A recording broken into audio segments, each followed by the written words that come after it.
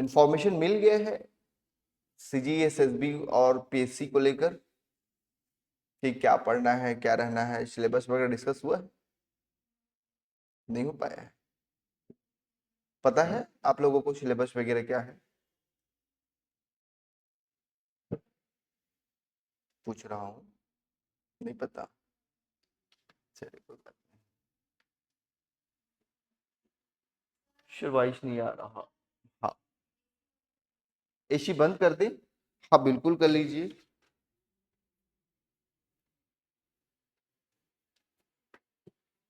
It's come now. Okay okay. Roshan Lal Dewangan, okay.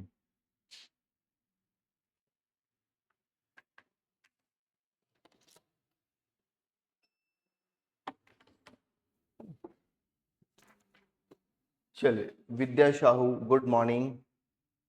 Good morning Kiran. Roshan भाई आपको भी गुड मॉर्निंग। जितने भी ऑनलाइन जुड़ रहे हैं सभी को गुड मॉर्निंग। चलो शुरू करें।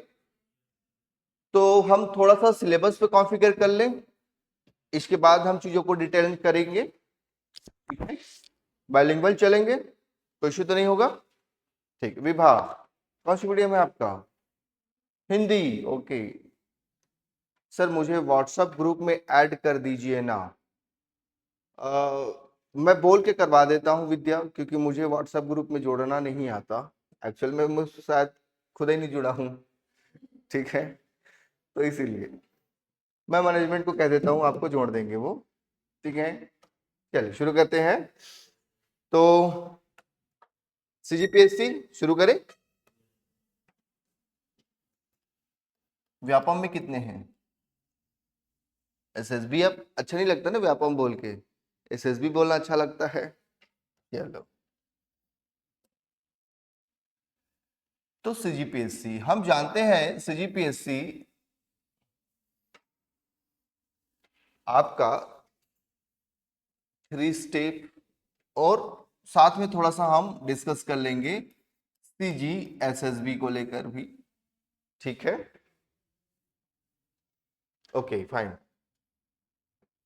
तो सीजीपीएससी प्रारंभिक परीक्षा प्रलम्स,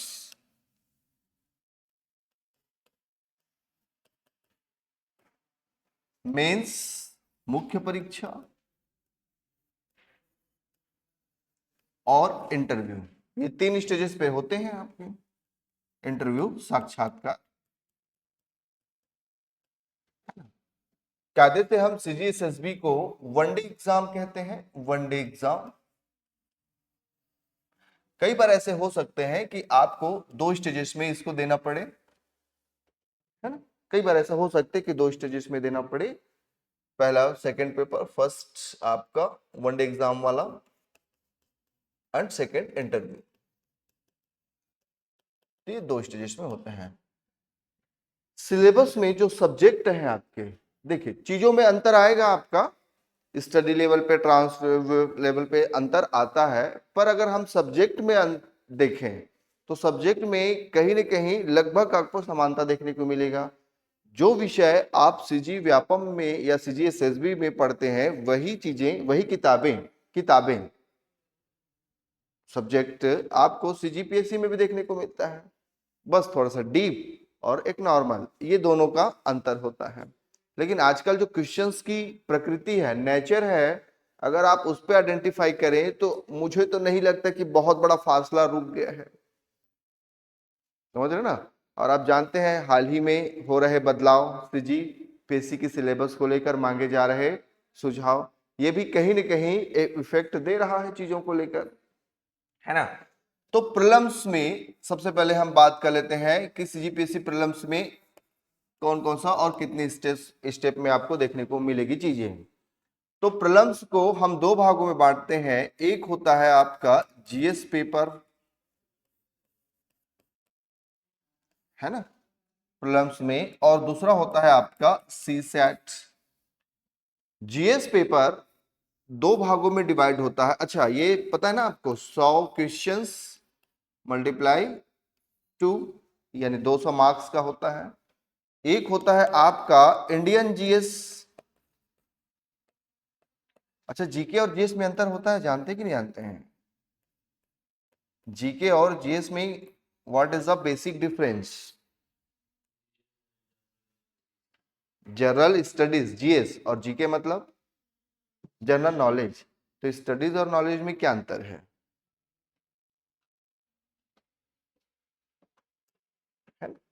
बताइए, पता होगा तो। चलिए कोई बात नहीं, लास्ट में बताऊंगा मैं। तो फर्स्टली इंडियन जीएस में आपको क्या क्या देखना पड़ता है? इंडियन हिस्ट्री, भारतीय इतिहास, ठीक है, क्या कहेंगे इसको, भारतीय इतिहास, इंडियन हिस्ट्री, ठीक है, इंडियन ज्योग्राफी, भारतीय भूगोल, है ना। चलो, इंडियन इकोनॉमी, इकोनॉमी, भारतीय अर्थव्यवस्था, है ना। Art and culture, art and culture, कला एवं संस्कृति, ठीक है, साइंस एंड टेक्नोलॉजी, विज्ञान एंड प्रौद्योगिकी, science and technology, EVS, environmental studies, EVS environmental studies, कितना हो गया आपका, पॉलिटी, पॉलिटी यानी संविधान एवं राज व्यवस्था, जहां पे शासन प्रशासन की चीजों को पढ़ते हैं हम, है ना। तो 1 2 3 4 5 6 7, और ये लास्ट पॉइंट आपका लीजिएगा, miscellaneous plus current affair. Current affair मतलब समझते हैं ना, ठीक है, that is uh, Modi ji कह रहे हैं कि मैं माफी देना चाहता हूं, ऐसा लग रहा था कि मैं तो लेने के लिए बिल्कुल तैयार हूं, ठीक है।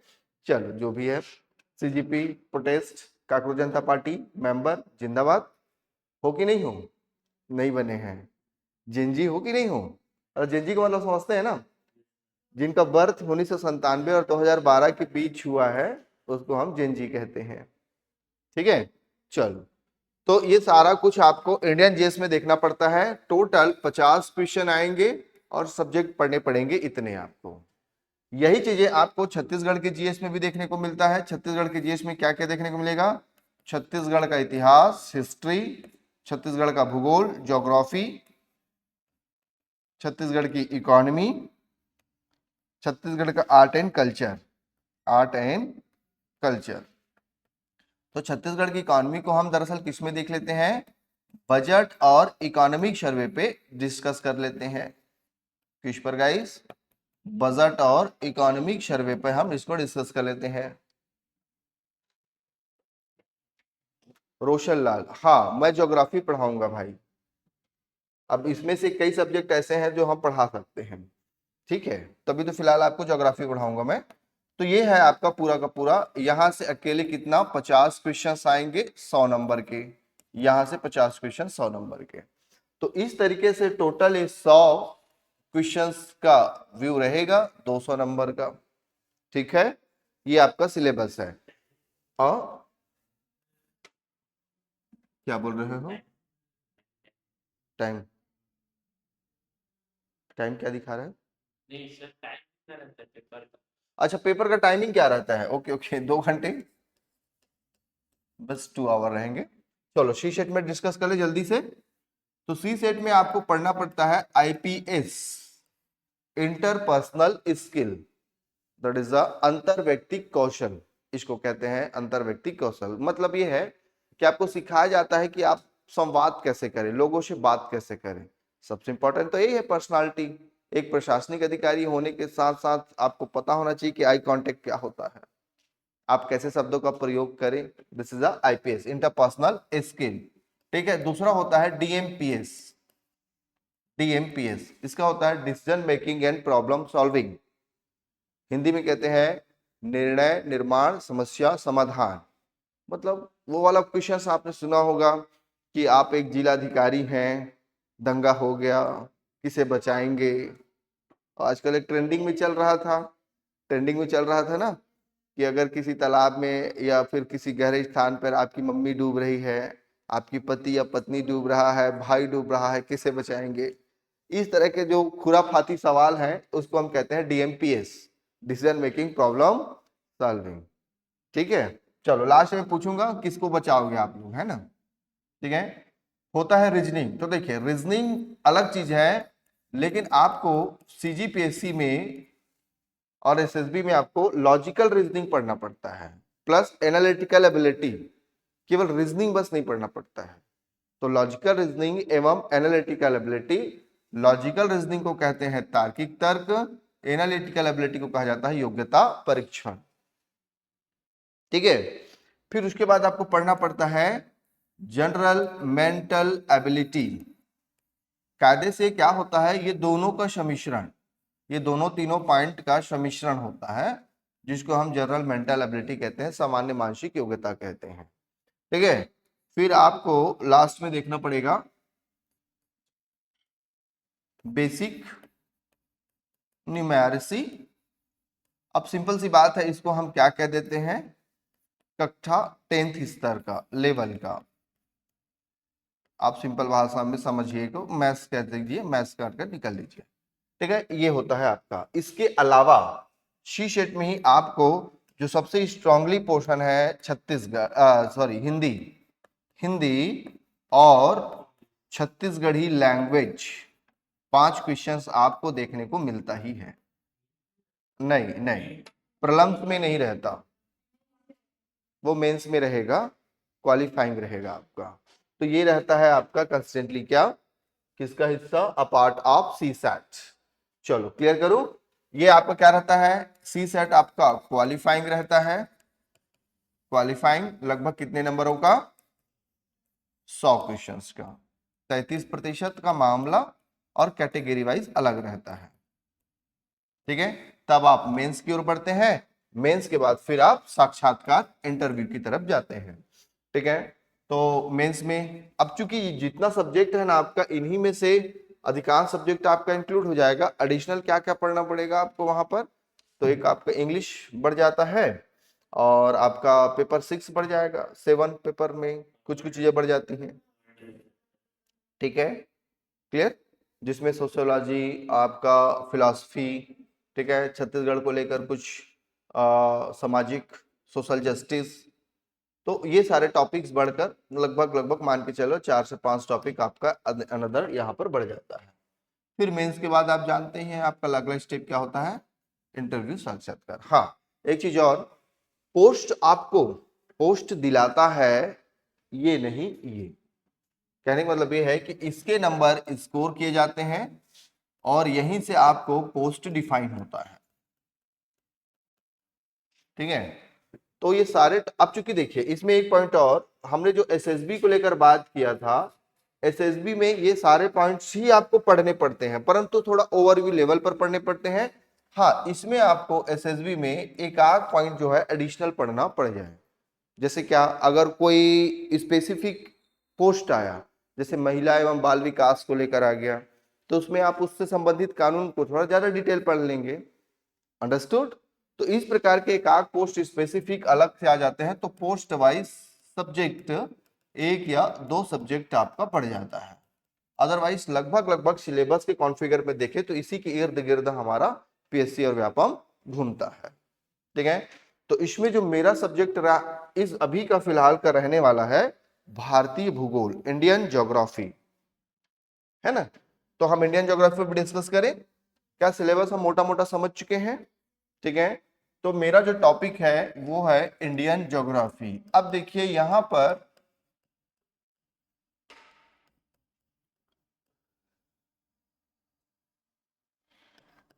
ठीक है, तो सबसे जरूरी होता है किसी भी चीज को स्टडी करने से पहले, मेरा मानना है कि उस सब्जेक्ट को लेकर रूट मैप तैयार कर लीजिए।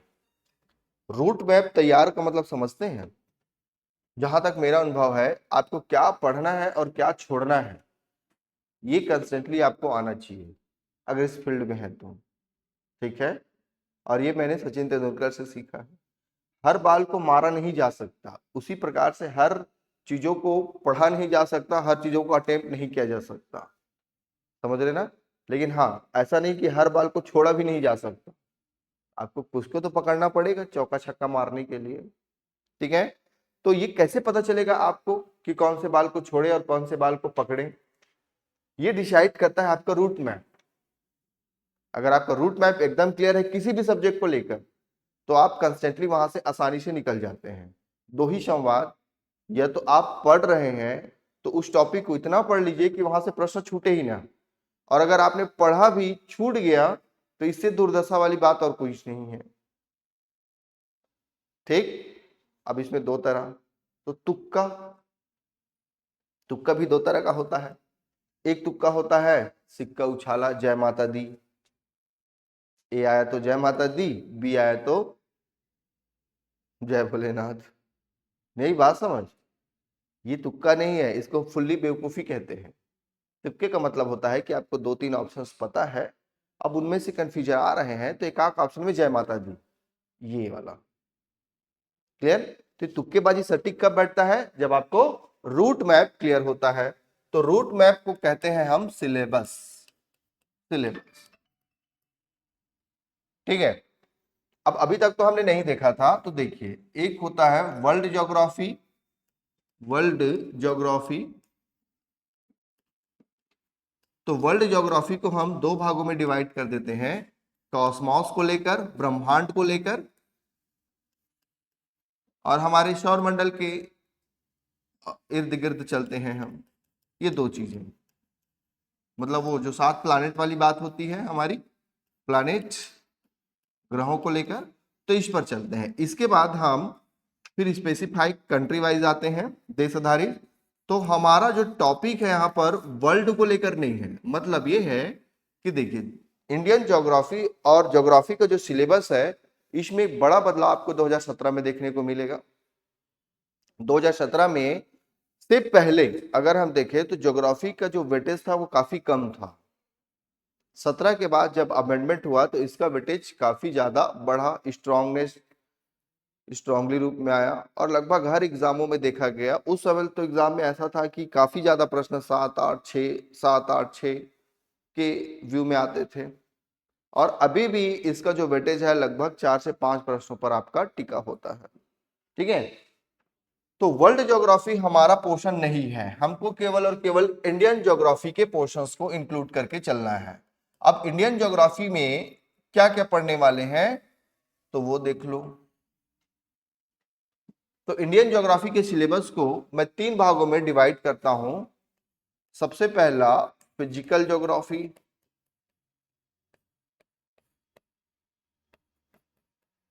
फिजिकल ज्योग्राफी, भौतिक भूगोल, क्या कहेंगे इसको हम, भौतिक भूगोल, लाइक दैट फिजिकल ज्योग्राफी,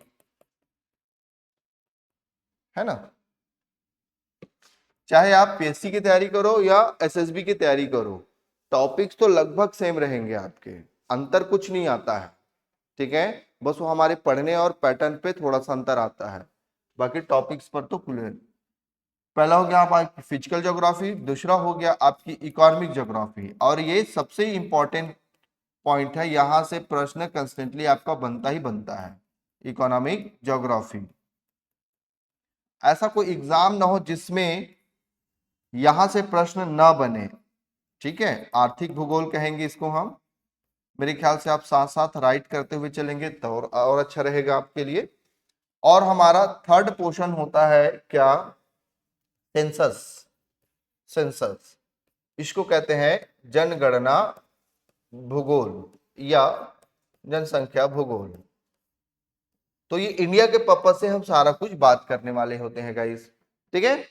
अब चूंकि मैं ये दोनों से भी ज्यादा महत्वपूर्ण इसको देता हूं, सेंसस को दे रहा हूं, क्योंकि आप जान रहे हैं कि 2026 का जो फेज है आपका, इस फेज में सेंसस हो रहा है, जनगणना चल रही है आपकी, है कि ना। तो इसीलिए ये हमारे लिए सबसे ज्यादा इंपॉर्टेंट हो जाता है। ठीक। चलिए, तो अब इसके अंतर्गत हमको क्या क्या पढ़ना पड़ेगा वो देख लेते हैं। भौतिक भूगोल के अंदर, फिजिकल ज्योग्राफी के अंदर, तो भौतिक भूगोल फिजिकल ज्योग्राफी के अंदर सबसे पहला मैं आपको पढ़ाऊंगा the earth, Prithvi.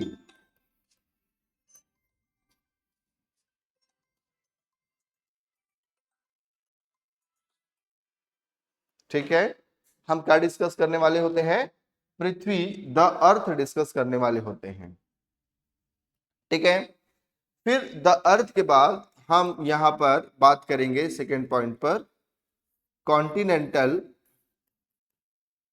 And ocean को लेकर। इसको कहते हैं महाद्वीप एवं महासागर। हालांकि ये काफी ओवर भी रहता है। फिर हम आते हैं भारत का सामान्य परिचय, बेसिक इंट्रोडक्शन, सामान्य परिचय इंडिया का। फिर थर्ड पॉइंट के बाद फोर्थ में आते हैं, हिंदी में लिख लीजिएगा, सामान्य परिचय। फिर हम यहां पर देखते हैं भारत का भूगर्भिक संरचना, जियोलॉजिकल स्ट्रक्चर, जियोलॉजिकल स्ट्रक्चर के बारे में हम डिस्कस करते हैं यहाँ पे, भूगर्भिक संरचना के बारे में। भूगर्भिक संरचना के बाद हम देखते हैं प्राकृतिक विभाजन, नेचुरल डिवीजन या भूआकृतिक मेटामॉर्फिक डिवीजन। प्राकृतिक विभाजन, नेचुरल डिवीजन, नेचुरल डिवीजन, ये होता है हमारा कंस्टेंटली टॉपिक। प्राकृतिक विभाजन के बाद हम यहां पर देखने वाले होते हैं अपवाह तंत्र, अपवाह तंत्र, ड्रेनेज सिस्टम। अपवाह तंत्र के बाद हम क्या देखते हैं इसमें, सिंचाई, परियोजनाएं, प्रोजेक्ट, परियोजनाएं, प्रोजेक्ट, झील, लेक एवं वाटरफॉल, जल प्रपात, वाटरफॉल, जल प्रपात देखने वाले होते हैं। ठीक है, अपवाह तंत्र, परियोजनाएं, झील एवं जलप्रपात, वाटरफॉल। फिर इसी पर ही मैं एक टॉपिक और ऐड कर दूंगा, जीवाश्म पार्क, फॉसिल्स पार्क। छत्तीसगढ़ में एकमात्र फॉसिल्स पार्क कहाँ है जी? मनेन्द्रगढ़ का नाम सुना है? फॉसिल्स पार्क वहां पर मिलेगा आपको। फिर हम मृदा पर डिस्कस करेंगे, सॉइल पर डिस्कस करेंगे हम, सॉइल पर।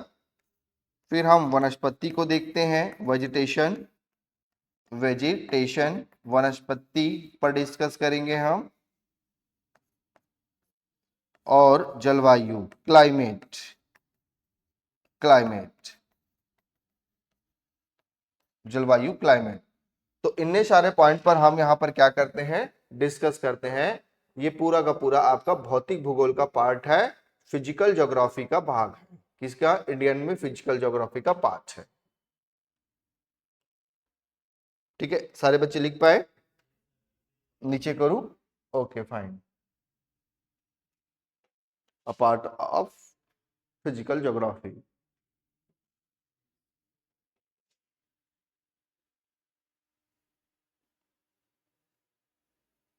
चलो, हो गया।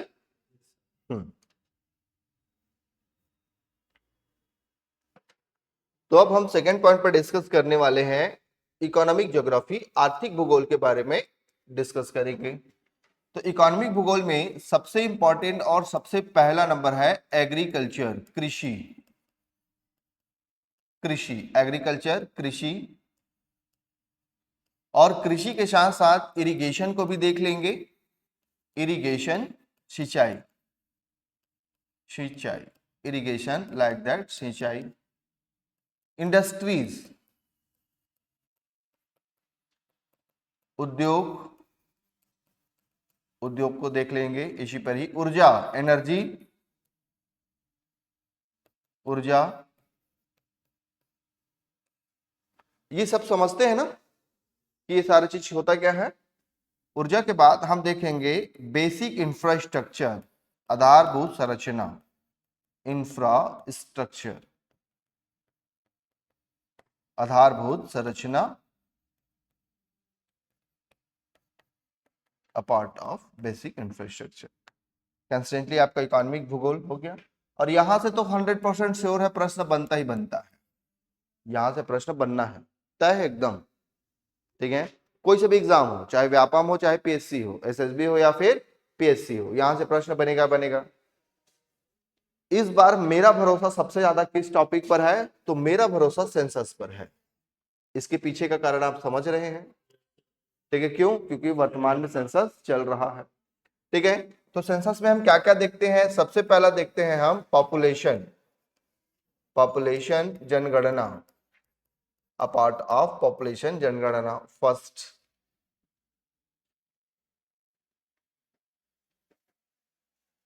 है ना। हम क्या देखते हैं? पॉपुलेशन जनगणना। फिर हम सेकंड पॉइंट पर डिस्कस करते हैं डेंसिटी, घनत्व।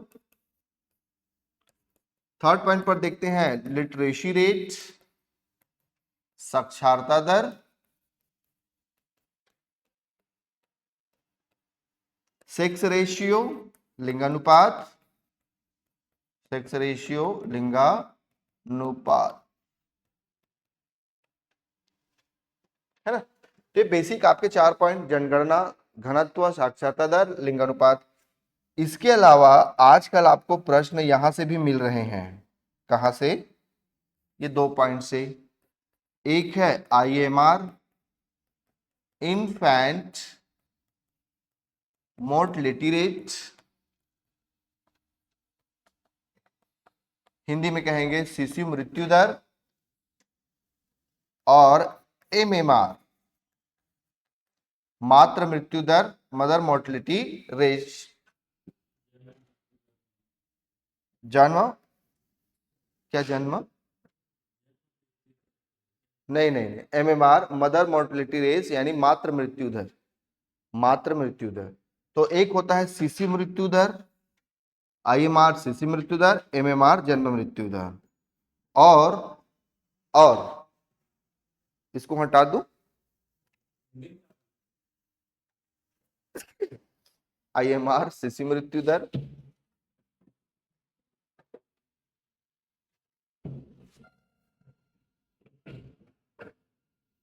आईएमआर शिशु मृत्यु दर, एमएमआर मातृ मृत्यु दर, ठीक है। और लास्ट में हम देखेंगे, क्या देखेंगे? लेबर, लेबर फैक्ट, श्रमिक आंकड़ा। तो आजकल यहां से भी आपके कंस्टेंटली प्रश्न बन रहे हैं, ठीक है। विद्या, किरण, रोशन, मुझे बताइए क्या सिलेबस कॉन्फ़िगर हुआ हमारा, फिर हम आगे कंटिन्यू कराएंगे इसको, ठीक है। लेबर्स आंकड़ा, तथ्य, फैक्ट, श्रमिक आंकड़ा, श्रमिक आंकड़ा, श्रमिक आंकड़ा।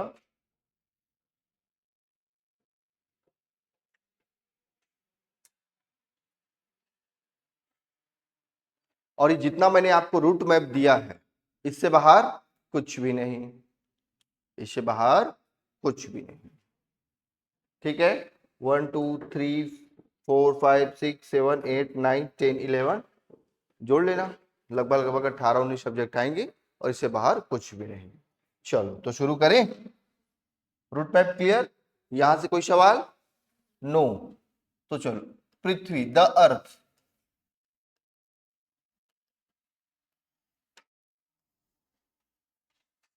है ना। दरअसल ये टॉपिक आपका बेस बनाता है, हालांकि यहां से प्रश्न कंस्ट्रक्टिव नहीं बनते, बहुत कम मात्रा है इसके, चांसेस 0.1% भी नहीं है, समझ रहे ना। पर अगर किसी भी चीज को स्टडी करते हैं ना, तो उसके लिए जरूरी होता है उसका बेस, नींव, और वो नींव तैयार करके देता है आपको, ठीक है। तो द अर्थ नामक टॉपिक से हम चीजें स्टार्ट करते हैं, और द अर्थ, इस टॉपिक से हम क्या क्या स्टडी करने वाले हैं, सबसे पहला वो देख लेते हैं। तो पृथ्वी की आकृति, सबसे पहला तो हम इसी पर डिस्कस करते हैं, शेप पर, पृथ्वी की आकृति फर्स्टली मैं आपको बताने वाला हूं। फिर सेकंड पार्ट पर क्या डिस्कस करेंगे हम?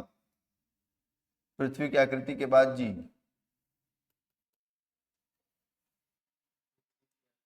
गतियां, मोशन, मोशन, गतियां, मोशन पर डिस्कस करेंगे हम। फिर इसी में मैं बताऊंगा दिन रात का होना, day night, day and night का कॉन्सेप्ट देखेंगे हम, ठीक है। छोटा सा पॉइंट पृथ्वी की आयु पर भी डिस्कस कर लेंगे, इसी पर ही, पृथ्वी की आयु, age of earth, age of earth. और पृथ्वी की आयु के बाद, एज ऑफ अर्थ के बाद, हम यहाँ पर छोटा सा पॉइंट और डिस्कस करेंगे, काल्पनिक रेखाएं, इमेजनरी लाइन। इमेजनरी लाइन, काल्पनिक रेखाएं सबसे ज्यादा महत्वपूर्ण होती है आपकी क्या, बेसिक नीड को फुलफिल करने के लिए। इमेजनरी लाइन, काल्पनिक रेखाएं, हाँ दैट इज तो हालांकि ये नींव है, हम बहुत डिटेल नहीं करेंगे, लगभग लगभग एक दिन में, वन डे में फिनिश कर देंगे, एक घंटे में, लेकिन इसको जानना आवश्यक है। This is a imaginary line, काल्पनिक रेखाएं। अब सीधा सीधा से बात है, देखो ना, क्या भारत का अक्षांश नहीं पढ़ेंगे आप? क्या भारत का देशांतर, लैटिट्यूड लॉन्गिट्यूड नहीं पढ़ेंगे? क्या भारत से कर्क रेखा नहीं गुजरेगी? फिर क्या भारत पर इक्वेटर का प्रभाव, विषुवत रेखा का प्रभाव नहीं होगा? तो ये अगर जान ले तो बेहतर है। ठीक है दामनी, चल। तो दिस इज अ काल्पनिक रेखाएं, इमेजिनरी लाइन। काल्पनिक रेखाओं के बाद क्या देखेंगे हम? संक्रांति वर्ष। संक्रांति वर्ष के बाद ये पूरा कनेक्टेड टू इंडिया, ये वाला हिस्सा, ये वाला हिस्सा कनेक्टेड टू इंडिया। ठीक है, मकर संक्रांति का नाम सुना है ना? दैट इज अ संक्रांति वर्ष, मकर संक्रांति। संक्रांति वर्ष के बाद हम डिस्कस करेंगे यहां पर ग्रहण। ग्रहण कितने प्रकार का होता है भाई? इक्लिप्स, सूर्य ग्रहण और चंद्र ग्रहण, सोलर इक्लिप्स एंड चंद्र ग्रहण, मून इक्लिप्स, है ना? और फिर हम लास्ट में डिस्कस करेंगे ज्वार भाटा टाइट। टाइट, टाइट, ठीक है। और लास्ट में देख लेते हैं अन्य तथ्य, अदर फैक्ट्स।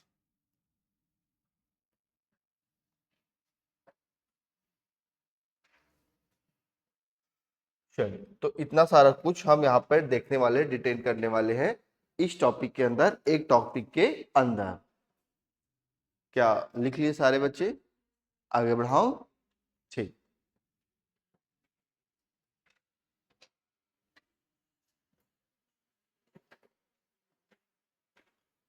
तो थोड़ा सा एक सामान्य परिचय, किसका?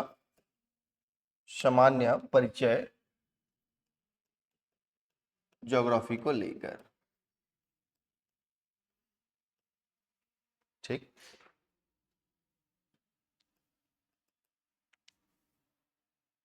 भूगोल, geography, Pitamah, father of geography. तो भूगोल के पिता किसे कहते हैं भाई? Father of geography. पूछ रहा हूं, हाँ? अलेक्जेंडर, जल्दी बताओ, जल्दी से।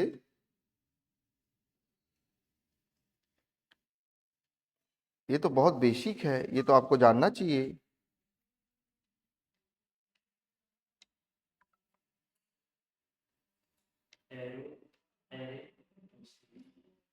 एरेटो एस्थनीज, ठीक है, चल कोई नहीं।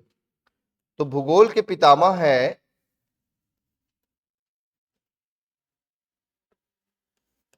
एस्थनीज। दरअसल इसे फादर ऑफ ज्योग्राफी कहा जाता है। क्यों कहा जाता है? इसलिए क्योंकि इन्होंने इसके दौर में, इस समय के दौर में, इन्होंने ज्योग्राफी को अंतरिक्ष के केंद्र पृथ्वी और सूर्य के इस चक्कर से निकाला,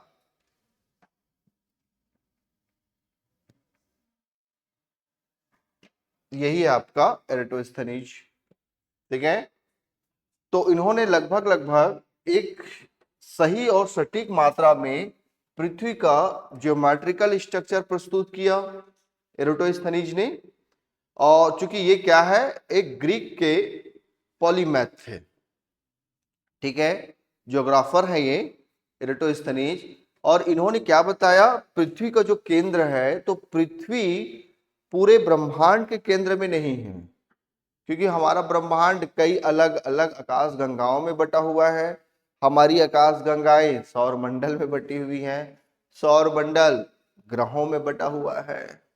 ग्रह जानते हैं देशों महाद्वीपों में विभाजित है, महाद्वीप देशों में विभाजित हैं, देश राज्य में विभाजित हैं, राज्य जिला, जिला तहसील, तहसील या जनपद, और वो गांवों में, गांव से भी परिवार में, परिवार के बाद फिर एक व्यक्ति आएगा।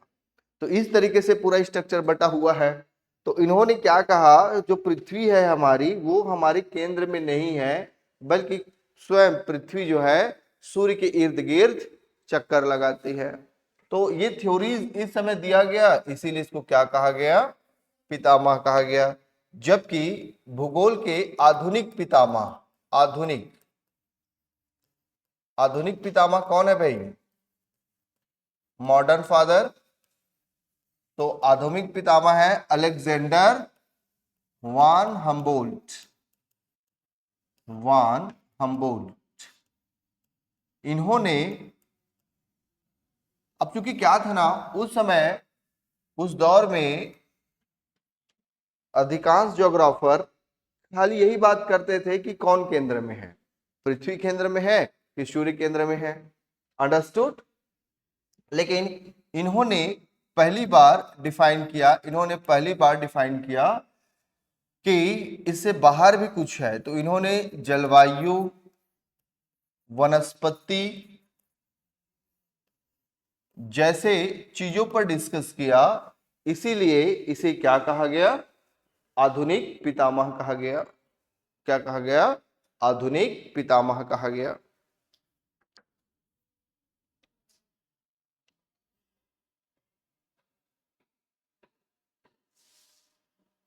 ठीक।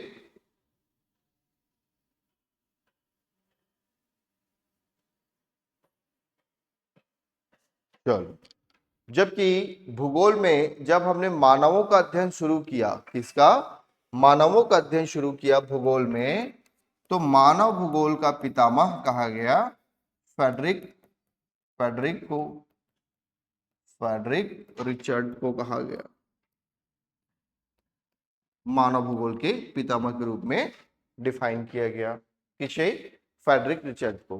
तो भूगोल के पितामह कौन है, एरेटोस्थनीज। आधुनिक पितामह अलेक्जेंडर वान हम्बोल्ट। मानव भूगोल के पिता है फ्रेडरिक रिचर्ड। तो आपके लिए एक होमवर्क है, आप मुझे बताइएगा भारतीय भूगोल के पितामह किसा कहते हैं। हाँ हाँ, अच्छा जेम्स को, अच्छा पता है, तो ये होमवर्क नहीं है, काट दिया जाए इसको, जेम्स को। वेरी गुड, ठीक है। तो ये है इसका सामान्य परिचय भूगोल का।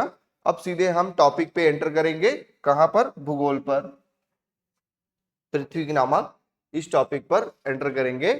तो पृथ्वी की आकृति, सबसे पहला शेप पर डिस्कस करते हैं, है ना। तो पृथ्वी की आकृति, शेप पर डिस्कस करेंगे हम। हमारी पृथ्वी की आकृति कैसी है, तो पृथ्वी की आकृति कैसी है भाई, जियोट, या कई लोग इसे लध्वक्ष गोलार्ध के समान भी कहते हैं। ना हमारी पृथ्वी गोल है, ना हमारी पृथ्वी नारंगी है ना, ना तो चपटी है, ना तो सपाट है। हमारी जो पृथ्वी की आकृति है वो कैसी है, जियोड है। अभी क्यों हमने जियोड कहा, तो समझिए हमारी पृथ्वी की आकृति जियोड कैसी है। तो हमारी पृथ्वी पे आपको क्या मिलेगा, पर्वत मिलेगा, माउंटेन मिलेगा, चलो पहाड़ मिलेंगे, हिल मिलेगा, है ना, बेसिन मिलेगी, नदियां, बेसिन। जब हमारी पृथ्वी पर पहाड़ है, पर्वत है, चीजें हैं, तो वो गोल कैसे हो सकता है? आप खुद बताइए ना। गोल होने के लिए कुछ तो चाहिए। क्या चाहिए? बराबर पैरेलल होना चाहिए। लेकिन कहीं पर पहाड़ है, कहीं पर ऊंचा हुआ भाग है, एल्टीट्यूड है, कहीं पर दबा हुआ भाग है, कहीं कुछ भाग है। तो इसीलिए हमने पृथ्वी की आकृति को क्या गोल नहीं कहा। ये सरासर अन्याय है, गलत है। गोल कहना अंडाकार है, समझ रहे ना। पूरे देखो खाने पीने के ही नाम रखा जाता है, कभी बैगनी है, समझ रहे ना, तो नहीं है। तो हमारी पृथ्वी की आकृति लगभग लगभग देखिए इस आकार में रहेगी। कहीं पर उभरा हुआ भाग, कहीं पर दबा हुआ भाग, कहीं पर उभरा हुआ भाग, कहीं पर दबा हुआ भाग, इस तरीके से। हाँ कि ना, हमारी पृथ्वी दरअसल इस तरीके से है, कहीं उभरा हुआ है, कहीं पर दबा हुआ भाग है। तो हमने क्या किया, इससे समस्या हो रही थी क्या, काल्पनिक रेखाओं का हम छायांकन नहीं कर पा रहे थे। समझ रहे ना, मतलब पृथ्वी के अगर हर लोकेशन को जानना है तो आपको काल्पनिक रेखाओं की आवश्यकता होगी। विभा, क्या नाम था? विभा, ठीक है विभा, समझ आ रही बात? तो जिस गोलवा में रहते हैं आप, ठीक है, उस गोलवा गोलवा नहीं है, वो लंबगोड़वा है। क्या है? लंबगोड़वा है। तो अब समस्या था कि लंबगोड़वा को गोलवा कैसे करे जाए। तो इसका सीधा सा आंसर बताओ, क्या करें? जो लंबगोड़वा है, इसके ये वाले हिस्से को आप मिला दो। ये देखो मिला दो, ऐसे मिला दो विभा। ये मिल गया, ये मिल गया, ये मिल गया। कोई मिल गया नहीं ना, केवल यही मिलेगा। मिल गया, तो है ना। तो हमने एक लमसम, लमसम हमारी जो पृथ्वी था आढ़ा टेढ़ा, उसको मिलाते हुए हमने एक लाइन ड्रॉ करी, और यही लाइन हमारा क्या बन गया? गोला। अब ये दिख रहा है ना गोल जैसा आपको, हाँ कि ना? गोल जैसा दिख रहा है कि नहीं दिख रहा है? तो इसीलिए हमने क्या कह दिया, इसका नाम फैला दिया, रूमर फैला दिया कि पृथ्वी की आकृति लगभग लगभग गोल है। लेकिन वास्तविक में हमारी पृथ्वी की आकृति क्या है? जियोट है। तो बोलो 3 बार, जियोट जिंदाबाद, जियोट जिंदाबाद, औ जिंदाबाद। ठीक है, तो सर ये तो समझ गए कि जियोट जिंदाबाद है, लेकिन आप लध्वक्ष गुलाब क्यों कहते हैं भाई? है ना, चलो जियोट तो समझ लिए, लध्वक्ष गुलाब क्यों कहते हैं? तो लध्वक्ष गुलाब ऑबलेट स्पर्ट कहने के पीछे का बेसिक प्रिंसिपल ये है कि देखो, पृथ्वी का ये वाला भाग देखो, इसको कहते हैं उत्तरी भाग। क्या कहते हैं? उत्तरी भाग।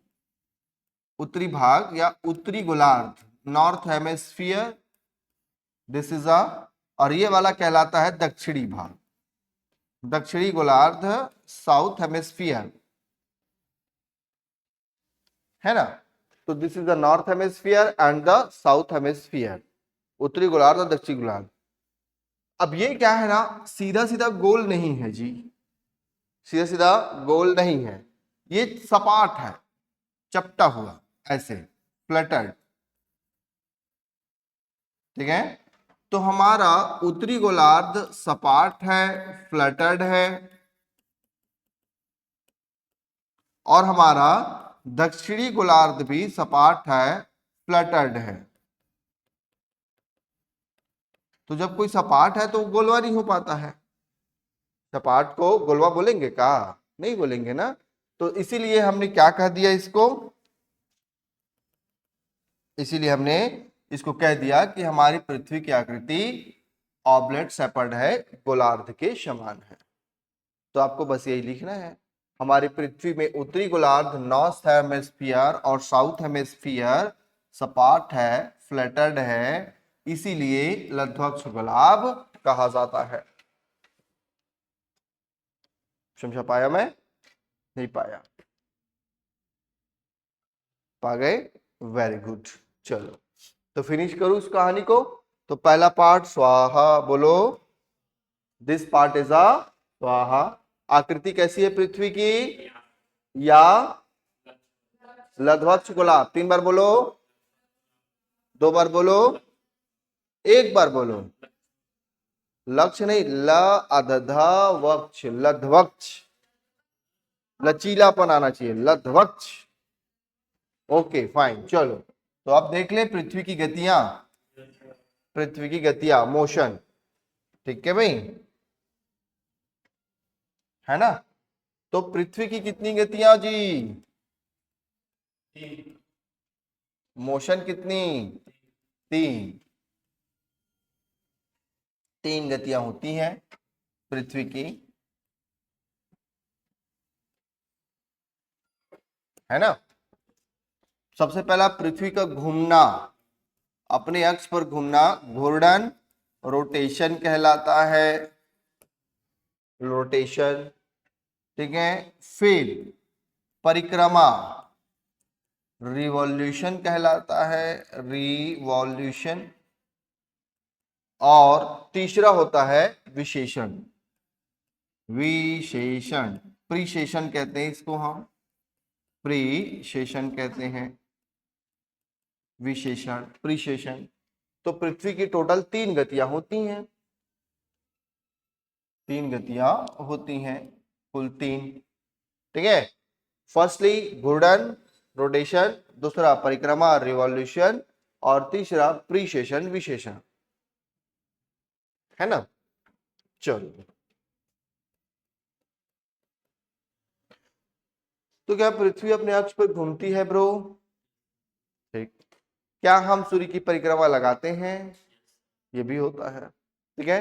तो ये घूर्णन और परिक्रमा का थोड़ा सा कॉन्सेप्ट हमको समझना है। ठीक है। देखो, कोई भी चीज, कोई भी चीज, ठीक है। अच्छा, मंदिर मंदिर गए हो? सावन सोमवार हर हर महादेव करके आए हैं? अच्छा, जाएंगे। चलो वेरी गुड, जाना है ना। तो आप क्या करते हैं, जैसे आप खड़े रहते हैं वहां पर अब मंदिर के सामने, और ऐसे मंदिर के सामने भगवान जी करके घूमते हैं 2.5-3 बार घूर्णन। और फिर ऐसा लगता है ना आपको कि वो चारों ओर, जहां पर लिंग होगा, शिवलिंग वगैरह, उसके चारों ओर घूमते हैं परिक्रमा। जैसे मान लो मुझे भोले बाबा का अवतरित रूप मान लो, और मेरे सामने यहीं पे खड़ा होकर नमन वहीं पर घूमे, तो क्या कहलाएगा? घूर्णन। अब उसके बाद नमन का लग रहा है कि वो खड़ा होकर सर के चारों ओर में घूमूं, क्या करूं? सर्कुलेट करूं, दैट इज कॉल्ड बाय परिक्रमा। आगे ना, तो उसको हम क्या कहेंगे? परिक्रमा कहते हैं। तो घूर्णन और परिक्रमा बेसिक अंतर समझ गए। जब पृथ्वी क्या करती है अपने अक्ष पर, पृथ्वी अपने अक्ष पर, ऑर्बिट पर घूमती है, तो इसे घूर्णन कहा जाता है। क्या कहा जाता है? घूर्णन कहा जाता है। पृथ्वी का अपने अक्ष पर घूमना घूर्णन कहलाता है। और इसकी पीरियड होती है, अवधि होती है 23 घंटा 56 मिनट। हाँ कि ना। और इसीलिए हमने इसको अप्रोक्सीमेट कितना कह देते हैं? इसीलिए हम इसे अप्रोक्सीमेट कह देते हैं 24 घंटा, 24 आवर। ठीक है। कितना? 24 आवर। तो पृथ्वी जो है एक रोटेशन कंप्लीट करता है 23 घंटा 56 मिनट एग्जैक्ट। और अगर कंस्टेंटली बोले तो 24 घंटे में ये अपना अक्ष क्या करती है?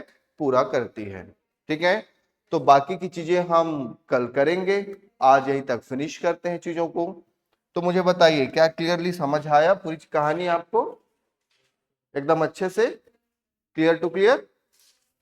ठीक है, तो कल इसके बारे में हम फुल्ली डिस्कस कर लेंगे। ठीक है गाइस, तो कल मिले।